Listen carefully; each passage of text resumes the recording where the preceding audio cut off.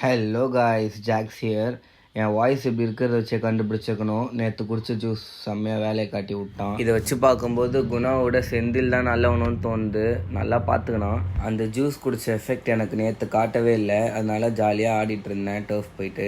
டர்ஃபில் விளாண்ட டயர்டில் வீட்டில் வந்து படுத்து மார்னிங் ஏஞ்சிருக்கும் போது தான் வேலை சரியாக காமிச்சிட்டான். சாப்பிட முடியல, செம்ம கோல்டு, அப்புறம் ஃபீவரிஷாக வேறு இருந்துச்சு. அதனால இப்படியே விட்டால் வேலைக்கு ஆகாதுன்னு வண்டி எடுத்துகிட்டு மெடிக்கல் கிளம்பிட்டேன். மெடிக்கல் போயிட்டு டேப்லெட் வாங்கிட்டு வந்து போட்டுட்டு அப்படியே ஒரு கிறுக்கெல்லாம் சுற்றிக்கிட்டு இருந்தேன் வீட்டில்.